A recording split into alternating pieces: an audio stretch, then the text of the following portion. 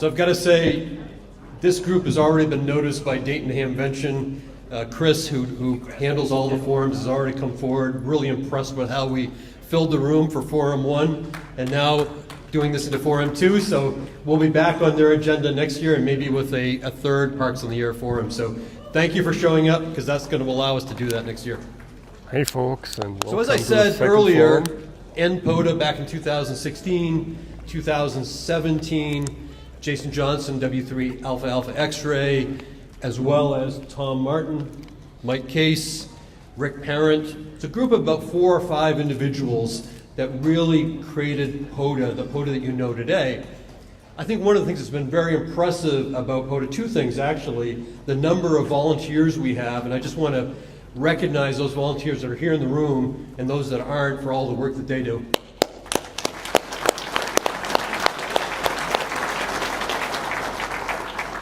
The second thing I think that's really impressive, and this really speaks to the board, I think it's really hard in any organization, whether it's for-profit or not for-profit, for a founder to step down and allow the organization to move on to the next phase.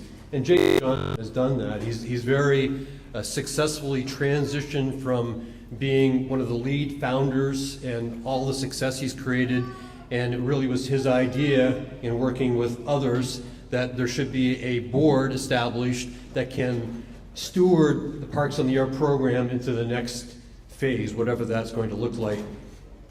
The forum that you're in now is a chance to introduce yourself to each one of these board members. They'll give you a little bit about themselves, their Parks on the Air experience, probably a little bit about their professional experience and why they're on the board. We've built in some time for Q&A. I don't suspect we're going to be able to get to it all, because with the previous forum we ran into our own, so we could go over. But if we don't get to your question, now you know who to send an email to. Okay, so these are the people that are responsible for Parks in the Air into the future. Make a note of those call signs, and if you have questions that don't get answered today, feel free to forward it to these guys. Mark? Thank you, Kevin. My call sign K8MST. We're going to talk a little bit about our background in a minute, but I just want to Hey, Andrew, for Rick, thanks his for the call sign compliment. That's great. WOZAP. We were all ready, and he says about the Sometimes CEO. the Rick is stream really can't like the get CEO. choppy. He There was are many involved people with on Tom, the really the internet originator, and he was ill and he couldn't come. And I know he wanted to come, and the doctor said no, and he kept saying no. He wanted to come, and they said no. Welcome, And I just want folks. to talk a little bit about him, because he has been involved in HAM for years. John, I think, lives by him and probably knows him better. I didn't even get to know him. He asked about being on the board, and I said I'd love to, and talk to him. Just loves POTA and loves ham radio. So on his behalf, I know it's getting recorded, and he'll be able to hear it later. He would say he's very happy that everybody's here. He's happy that we're here, and he's concerned about the future, not in a bad way, but in a good way. He's wanting the board to run the organization as a professional organization to protect and defend it for the future, because we're coming up on 40 million QSOs. It's amazing in a period of 9 or 10 years what we've done. So on behalf of Rick, he would really like to be here, but we said you have to stay home because you're not well enough. So do we want to have the first? Do you have an idea? Kevin is a great YouTuber. You got to look at his YouTube. Who do you want to start with, Kevin? You want to start with John? Okay. Even though I will have to tell you that Tom here, he's the patriarch. We'll save him for the next one. He was from day one. John, why don't you come up here? All right. I'm taller, so. All right, so my name is John Ford. My call sign is AB0O, Alpha Bravo 0 Oscar. I'm also very addicted to POTA. I was laughing when Kerry was talking about, recognizing call signs. Well, I've activated about over 1,000 parks at this point, and I've got about, I don't know, 30,000 QSOs in my log. I actually write down call signs before the person tells me their call sign because I recognize the voice. So imagine that many activations, that many QSOs. My brain is weird, I know, but I can recognize your voice before you tell me your call sign many times. So that's how it gets when you get this deep into it.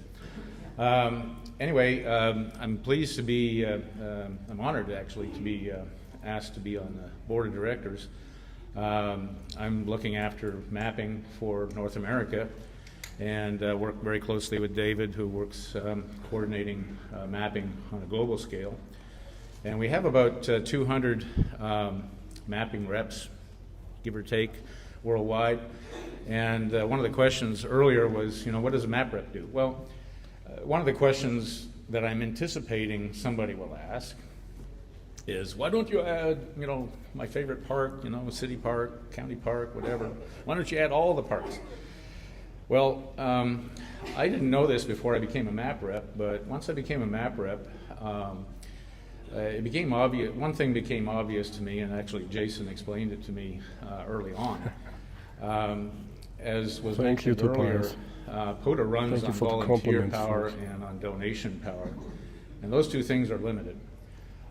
If we were going to add, all of the parks in the world, there's probably 500,000 parks, and there's just no way that our overhead, our volunteer people power, people Schöne Grüße hours, nach Deutschland und Österreich. donations for IT services would be able to cover that. So the way we do that is we have very simple rules to qualify the parks that we want in POTA, and national park nationally and state-owned parks, and that translates into something different for all the countries in the world. But by and large, it's worked for us, and we have 60 some odd thousand parks mapped in 230 countries in the world right now, and that is working for us. It limits the number of parks to something that our volunteers and our donation volume can handle. So, and we maintain the quality and the consistency, and the consistency is the big thing.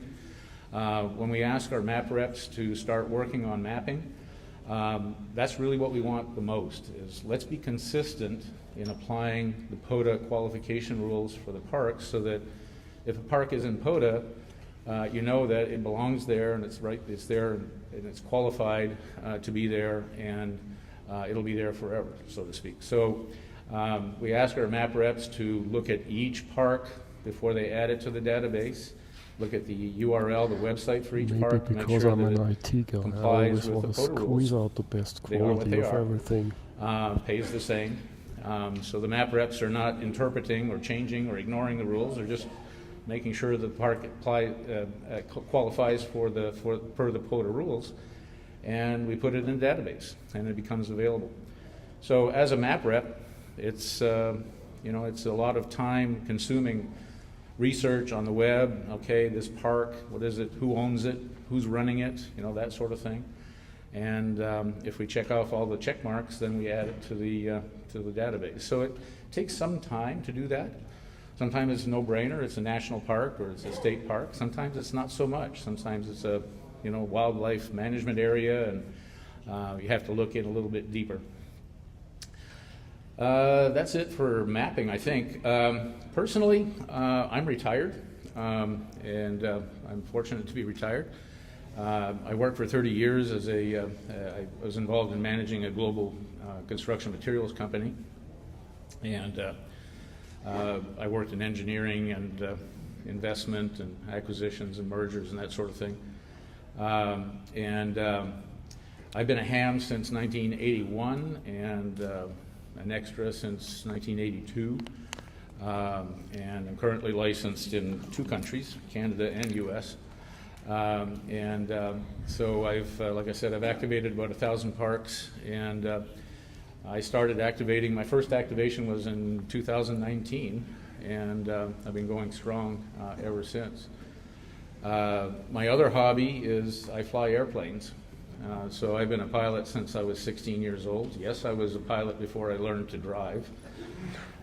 In fact, I was a military instructor pilot before I had my driver's license, so I could teach people to fly an airplane in the military, but I couldn't drive myself to the airport.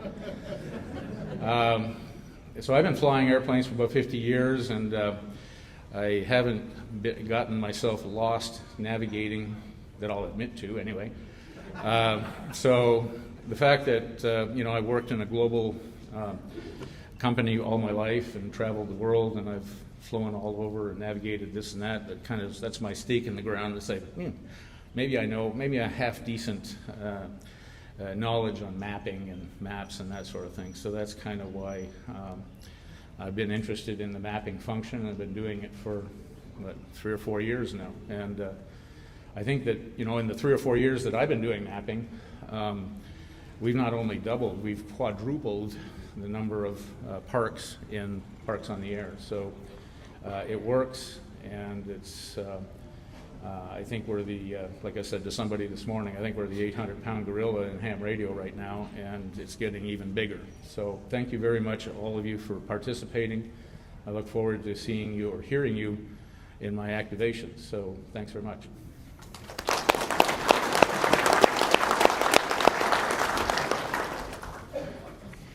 Next up is Tom Suggs, and for MTE. Make an adjustment here. John, this is what you were looking for a while ago.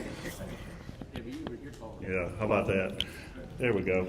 All right, good morning, everyone. I'm Tom Suggs, November 4 Mike Tango Echo. Great to see such a crowd here today. Great to see people that I have worked many, many times. And like John, I mean, we can fill in your call just from 1 or 2 letters. So that really makes it a lot of fun when we get out there and get to talk to the same people over and over. 2 things I want to say before I get into talking about what they asked us to was one problem I don't have. I hear people talk about it's expensive to get into ham radio and all. Thankfully, my wife is here, she's 42 years, and she's a quilter. So she has more money in sewing machines than I have in radios. So I can come to a place like, seriously, I can come to a place like this and get away with just about anything. So that's great. And the other thing I'll say is, I've activated a lot of parks too, and we all have our stories about forgetting something, right? And usually it's equipment. In my case, it was shoes.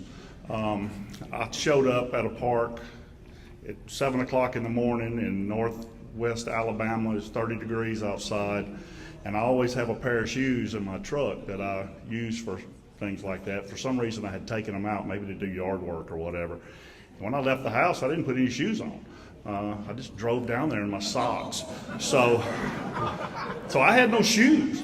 I had everything I needed, so I pulled my socks off and got out there in the cold ground and set the antennas up and did my thing.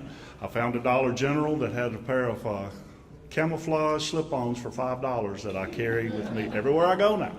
So, yeah, it happens to all of us.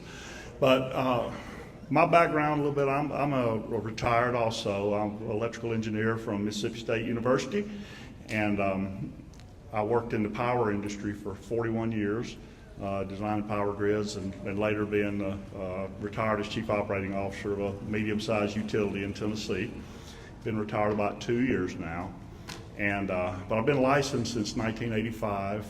I was licensed as N5IQI when I lived in Louisiana back then, and I did the normal things that you did back then. I chased some DX and contested some 80-meter nets, that kind of thing. Because POTA wasn't around, right?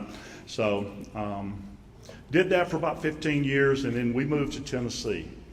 And I had a new job, kids were getting involved in things, and I had my first experience with something called a homeowners association. I don't think those existed in where we were from before. So ham radio kind of fell out of favor for several years. I took up metal detecting, which is another great nerd engineering hobby.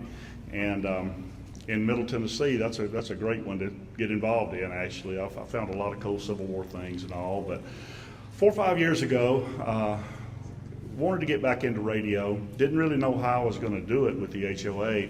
And I started seeing these tripods with the verticals. And I said, that's something I can put up in the backyard and take down. I had an MFJ version and then the Wolf River coil, and started doing that. The second or third contact that I heard after I got back on the air was somebody calling CQ POTA. And I had no idea what it was, just like everybody else had no idea what it was the first time you hear it. And so I answered them, and back then, contacts were hard to get back then, right, Kerry? I mean, you really had to fight for 10 contacts sometimes. So they were gracious and took some time to explain it to me, looked into it, said, well, this is pretty cool. So I chased a few, and I live about a half a mile as the crow flies from Stones River National Battlefield. So it was an easy thing to go over there and try to set up to see if I could actually do this. And the question about do you have to have club members and all that are in it, it helps. It absolutely helps. But no, you don't, because I didn't have anybody. I just went out there and winged it, whatever the right word would be. But, you know, it worked. And I got the addiction pretty quickly. So I have spent a lot of time traveling the roads. I like to drive. I like to see new things. I like to get off the interstate and drive. So Hey, I Mike. have set goals where I've Good to see you here. At one point, I had Thanks all for the parks joining. in Indiana, Tennessee, and Mississippi activated. We've added some since then, so you know that's always an ongoing challenge. But and now when you get to a certain point, it's expensive to go get new parks, so it takes a while to get to one that haven't done before. But it's just. If it wasn't for Parks on the Air, I don't know how active I'd be in ham radio. I'd be doing a little bit of something, doing the things I used to do. With 100 watts and a wire across my backyard right now, it's, you know, I wouldn't be able to compete with the big guys. So this gives me an opportunity to get out. All I need is a mag mount on top of my GMC and the radio in the seat beside me, and I'm in and out. So if you haven't done it, if you're worried about it, if you're nervous about it, I get it. I was fortunate, again, contacts were hard to come by at first. So pile-ups really weren't a thing when I first started doing activations. That kind of grew into those. But now, you know when you've been spotted, because, boy, the voices come from everywhere. And so don't worry about it. I mean, pick out a letter. Just find something that you can grab hold to and ask. And yeah, there'll be 7 with Zulu in the call, but at least that's better than 27, right? So you know, just work your way through it and go. But I look forward to participating with the other members of the board. It's a great group. I've enjoyed getting to know them, and it's just very heartening to see such a turnout and such interest in POTA.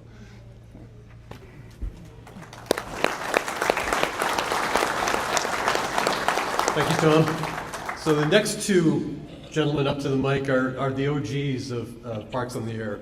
They were at the table with Jason Johnson getting POTA started. The first up will be Tom, W8TAM. I had the pleasure of interviewing him for my YouTube channel long ago and learned a lot about POTA. So, Tom.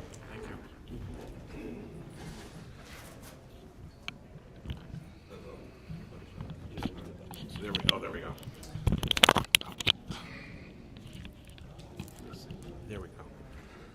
Good morning, everyone. I'm Tom, W8TAM. I've probably worked quite a few of you, or I hope to in the future. I was licensed in 2014 and didn't really know what to do with ham radio. Had my technician license. I got it at Xenia, or at Hera, back at Hamvention in 2014, and decided that I needed to upgrade to general, and worked with my Elmer KV6NU and took his class on general and took my test and got my general. And my wife Julie, she is now WTAJ. We decided that we were going to go portable for National Parks on the Air, and we activated a couple of national parks here there in Michigan, and we had a blast. It was an absolute fun time. And when that ended, she found this other program, Parks on the Air, and we started doing that. And there was also a Michigan program that was for the Centennial. It was a 3-year program for the Michigan DNR. And And so we decided we were going to activate all of the state parks in Michigan. And that ballooned into, we're going to activate all the POTA parks in Michigan. Well, when POTA started, there was another program that we all participated in, and there was some threats of it being shut down, and we decided, well, we can roll our own. And I'm an IT professional. I work in cloud infrastructure, and that's all kind of my background. I'm unemployed right now, so if anyone's hiring cloud engineers.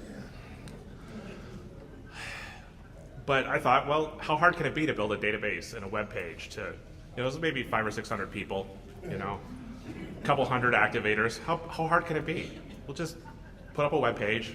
People can email us their ADIFs. No big deal. All the awards were built by hand. There was, Jason was building them, and his wife Katie was our graphic artist. It was a small little thing that we put together, and it took off. It wasn't just something that I like to do. It turns out a whole bunch of people like to do this also. We really did make plans for scaling. We tried to make it so that if it did take off, we'd be ready for it. At POTA as a cloud-first program, we can scale basically as much money as we have. So donations are important. Keeps the lights on and keeps the web page up. I run most of the back-end systems, the database, and with Mike, and originally it was Vance also and 3VEM. We set this program up, and we had a whole bunch of volunteers behind us to make it work. And we've moved forward with technology, and we have more technology coming in the future. The page has been, or the website has been pretty static for a little while now, but we have big changes coming. It's going to improve POTA. Don't worry. We're not getting rid of POTA.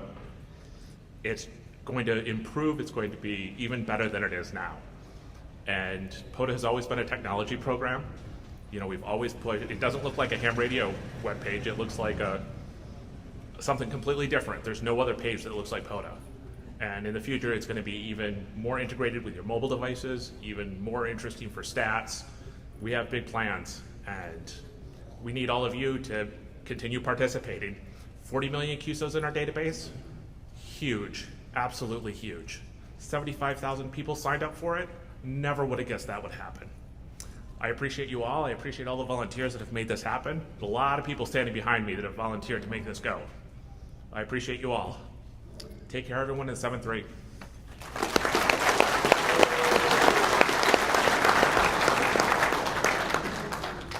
I'm short, I have to reduce this.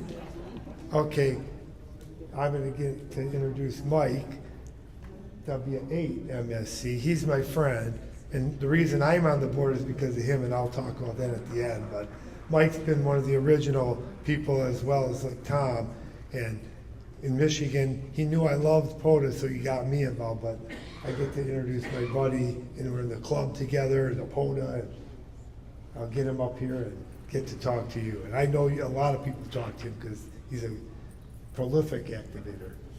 Thank you, Mike. Hello. Hi there. I'm Mike Case, call signs W8MSC. I come from a telecom and IT background, so I've always loved technology, and I also love the outdoors.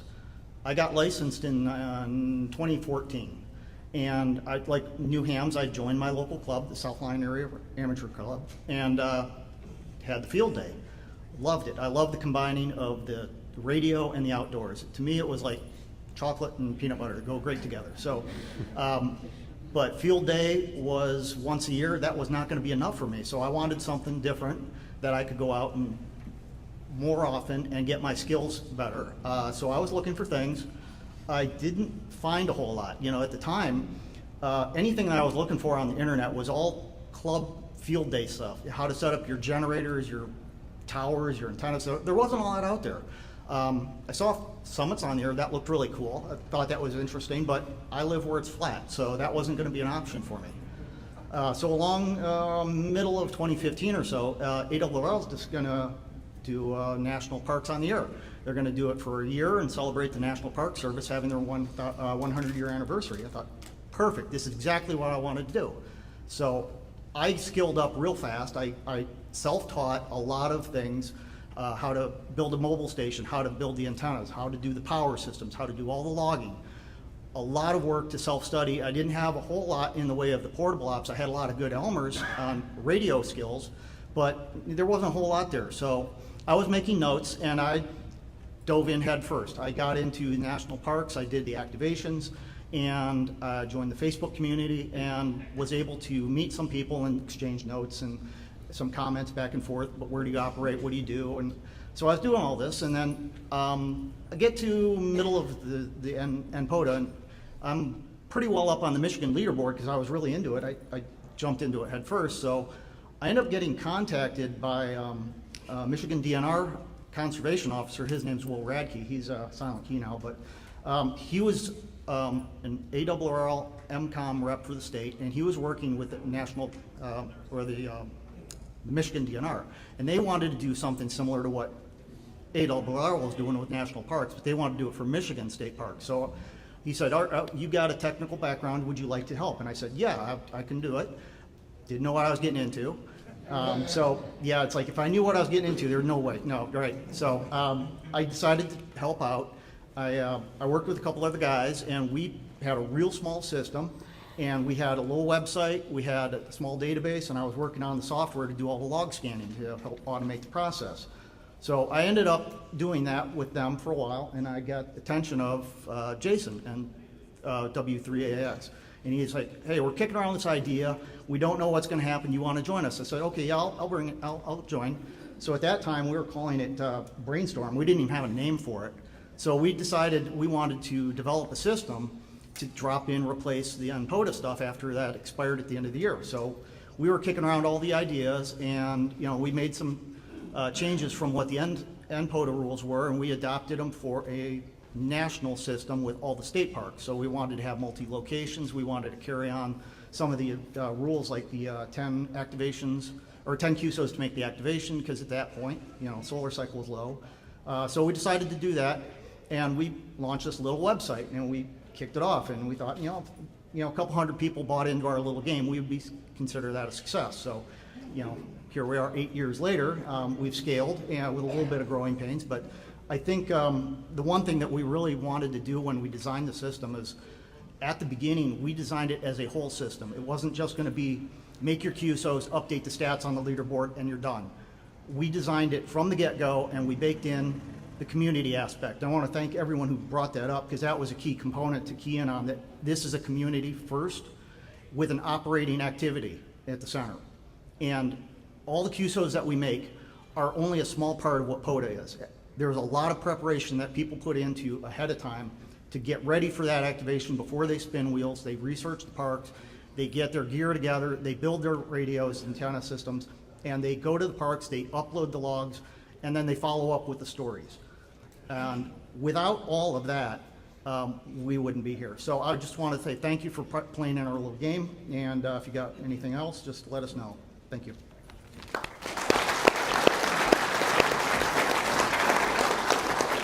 All right, I'm back up here.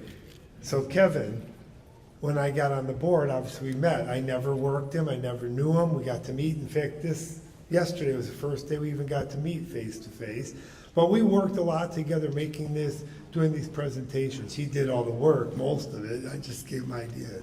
But nonetheless, he's a great guy. Good YouTuber. He's got a site, Q5, worldwide. And it's been really nice to get to know him. And he's on the board. And I'd like to get the chance to introduce him as a board member.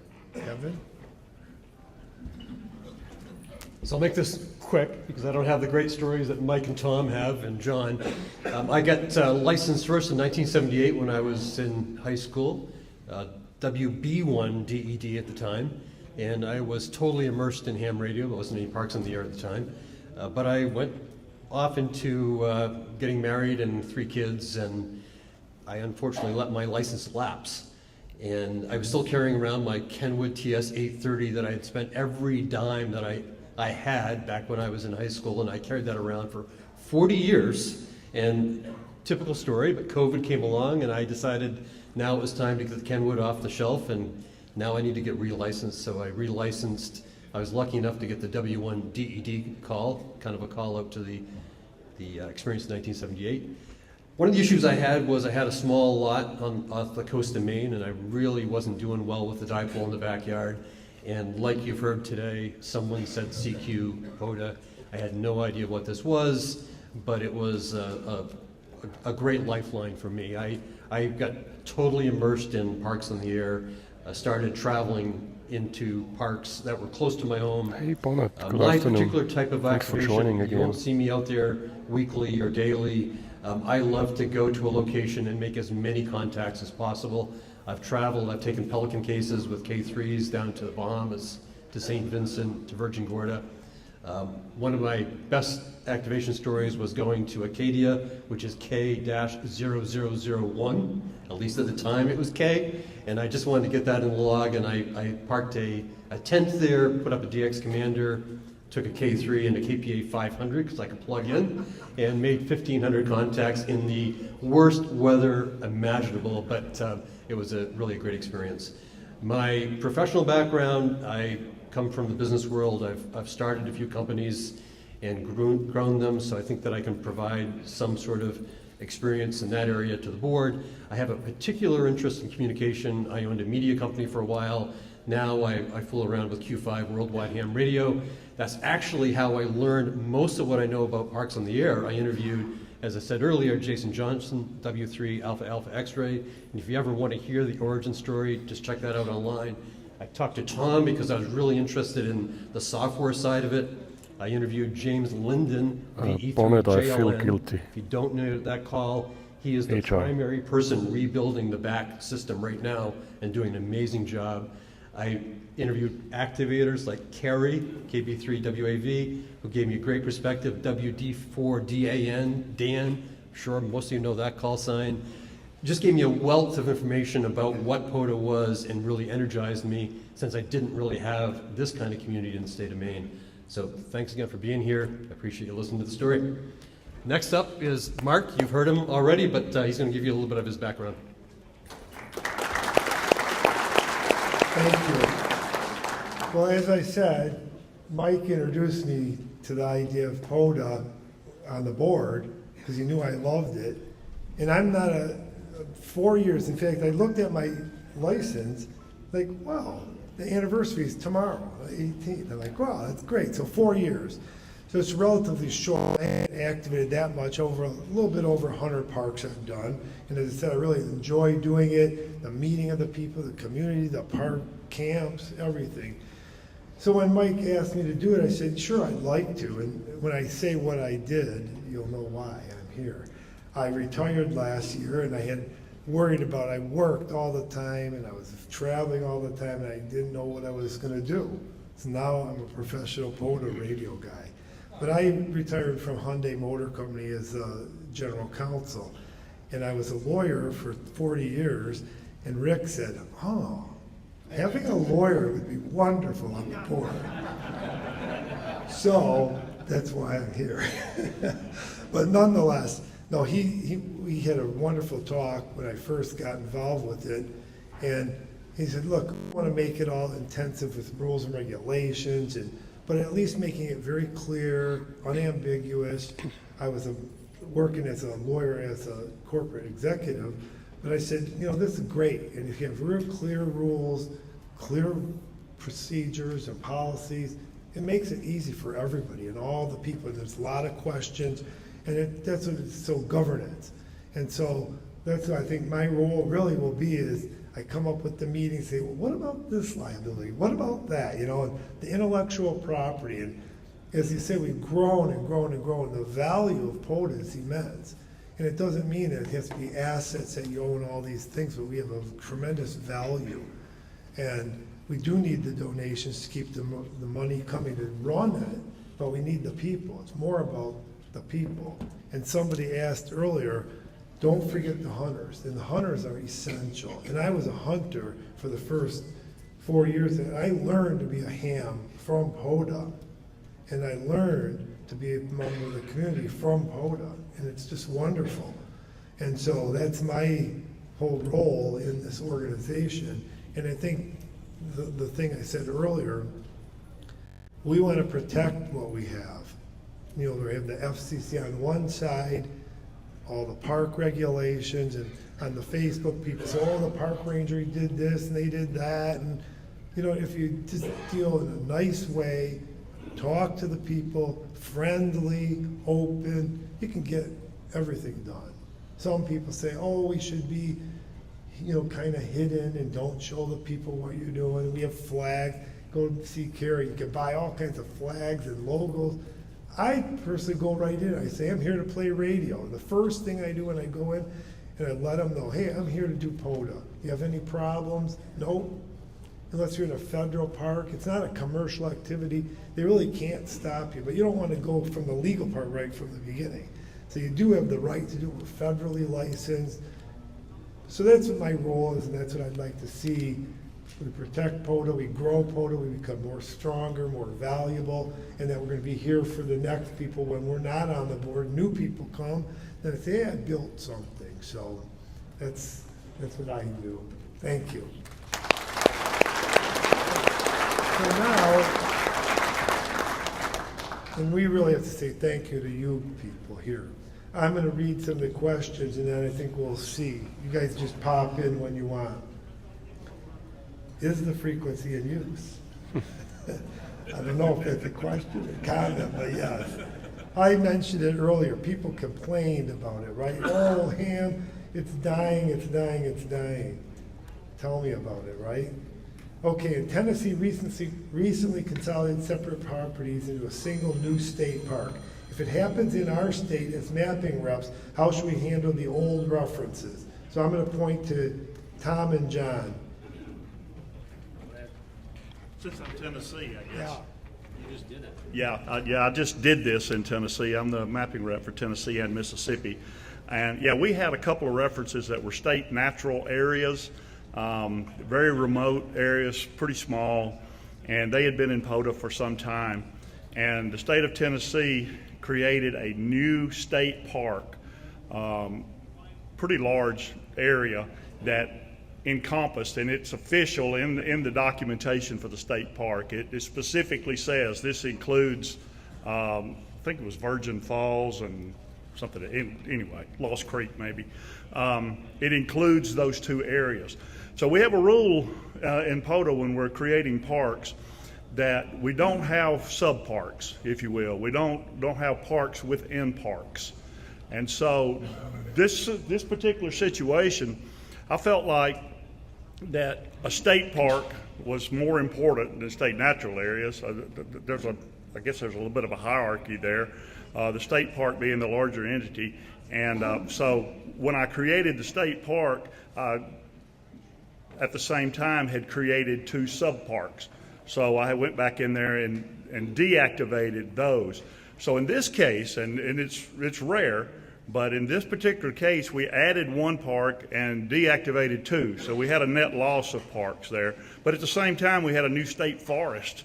So at the same day, I added a state forest. So it was kind of a wash. But I think that I cleared that through with John, and that is the appropriate way to handle this. We just don't want to get into a situation where we've got subparks. And before anybody asks, yeah, those exist out there, I'm sure, that are grandfathered in. There's some things that happened in the early days that we've got a better handle on now, and we try our best not to allow those to happen anymore. But that's my response. Thank you. Oh, here's a follow-up. Go, Did all Tom. the people that activated those first two get credit for the new park? Well, they could, right? I mean, they could resubmit their log. If they were in one of the subparks, they could resubmit their log as part of the larger park, I would say, because it is included geographically. I thought your question was going to be, did the people that activated those two parks lose their credits? And you don't. Anybody that had stats from those two parks, you definitely keep those. Yeah, we need to talk about that. That's The lawyer is going to say it the depends. lawyer. We're going to have to huddle with the attorney. The kids, I always say it depends. They say, that means no. I said, no, it doesn't. Maybe. I don't know. We'll find out. No, we'll be interactive, and we'll look at it, and we'll study it and do the right thing. Next question. Thank you to the board. And I lost my voice yesterday from talking to everybody in POTA. It was all day I lost my voice. Thank you to the board for being thoughtful stewards of POTA and fostering such a supportive community. Your work has made a big impact. We appreciate it. Thank you. On behalf of the board, thank you.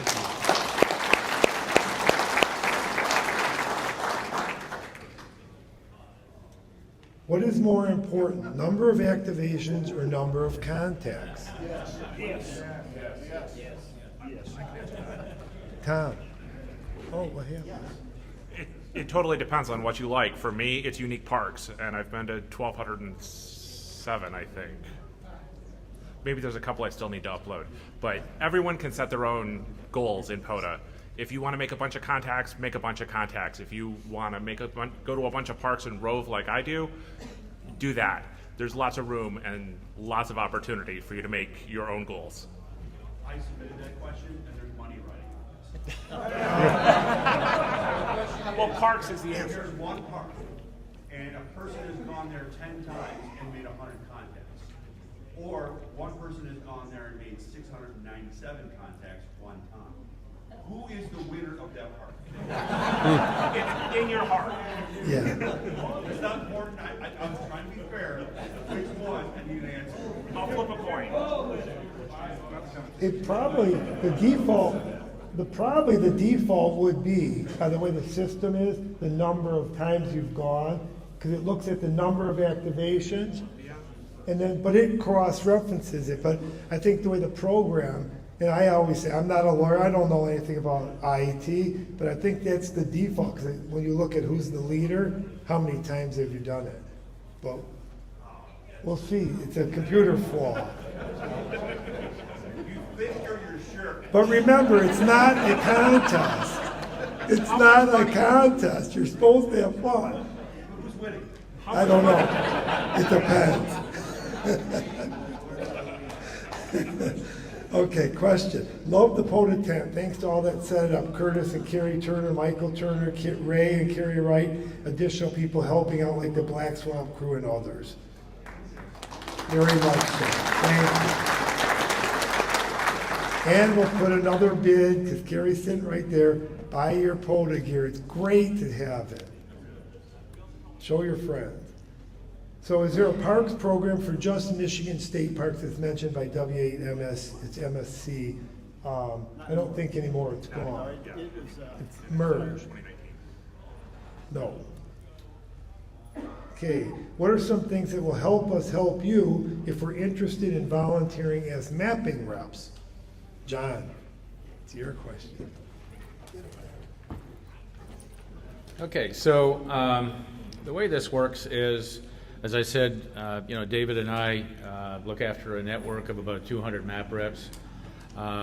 Traditionally, up until now, we've had pretty much one state map rep per each of the 50 states in the U.S. We now have about a dozen map reps in Canada looking after 10 provinces and territories. We have another dozen or so in North America looking after all of the islands that are geographically part of what's called North America, so on and so forth. So what happens is that, we're all volunteers. At some point, I'll say to Rick, I'll say, hey, you know what, I've had enough. Life happens, I got to do something else. And sometimes I get a call from one of the map reps and say, hey, I got to move, I got a new job, whatever, I can't do this anymore. So I have a list of people who are on deck. So if you want to be a map rep, you can get a hold of me or David and give us your name. We prefer to, my preference, like I'm a map rep for Missouri, and I live in Missouri. So that's our preference, but I'm also the map rep for Texas, okay? There isn't anybody else that wants Texas right now. But if somebody really wanted Texas, who lived in Texas, then, I'd have a chat with that person and get them online. Same thing for a variety of countries across the world. If somebody was interested in a particular country and lived in that country, then please give us your name. So it's always good to have a number of names on deck that we can pick and choose from when we have a need like that comes up. So that's really, if if you want to be a map rep and you're interested in mapping and that sort of thing, you don't have to be a GIS engineer or anything like that. You just have to be interested in mapping and parks and that sort of thing, and then we'll fill in the blanks for you. And it's not that complicated. We have some very good documentation to help you get started as a map rep. I think we've pretty much got it down to a science at this point, and it's pretty easy to do. So if you want to help, that's a good way. Email your names to David. Is there another way on the website they can put in their help desk, or do they want to just email you direct? Yeah, I mean, if you can email me direct, or you can, the help desk is an excellent channel to get any and all questions and suggestions, and putting your name in the hat for map rep or any other volunteer job. Charlie at the help desk and James and a number of other people who manage the help desk are extremely good at sorting the mail sort of thing and getting the mail going to where it needs to go. So the help desk is really a nice feature that we have in POTA. It's a one-stop shopping if you want to make a suggestion or throw your hat in the ring. Thank you. Okay, so I think we got the hook. We got to wrap up. I think what we'll do is we'll collect all these other answers. We'll try to feed it out somehow. So my final comments again, thank you. It's a great community. Hopefully next year we get better. Answer this question. Can you discuss the benefits of working with your own state QSO party concurrent with POTA activation? Who can do it? Tom? Sure. One of the absolute benefits about POTA is that there is no set exchange for POTA. We typically exchange signal reports, maybe a state, but there is no set exchange. If you want to operate a contest from a park, you don't need to exchange anything for POTA. You don't have to announce that you're in the park. You don't have to announce that you're operating POTA. You can just operate whatever contest, whatever event, whatever else, and still submit the log to POTA as long as you and all of your equipment are in the park and the rest of the POTA rules, which are very simple. Recognize that. But the key word there is the benefits. Benefits, you get to double dip. I go out and I do state parks in state QSO parties, and I find that I get a lot more for the state QSO parties. I get a lot of the state park people coming in, and double dips for me, and double dips for. Yep. So the statement was that you get both the hunters and the activator gets to double dip. You can submit your log to the state QSO party and also to POTA. You also get. So do your own state QSO party. So if you go to other states, also you get credit for activating other states, and you can work towards your activate all states. Yeah, operate in those states. So I think we're bumping up against the next presentation, so we'll wrap up. There's going to be one more photo, so just stay in your seat for 10 seconds. Yeah, can y'all just stay in your seats for just a few minutes?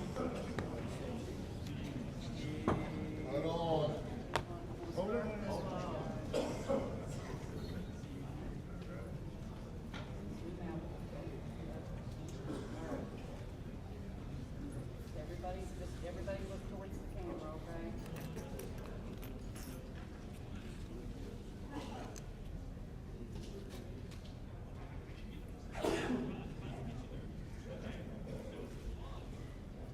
You guys can look this way towards me, I'll stand around.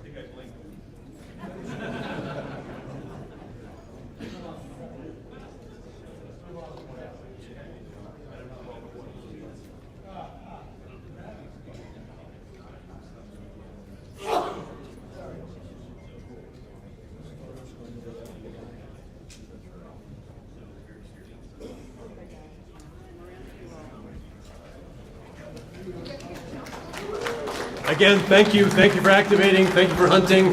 Thank you to all the volunteers. You want this microphone? Okay, thank you so much, folks. Maybe I do another live stream in the afternoon when I find something interesting.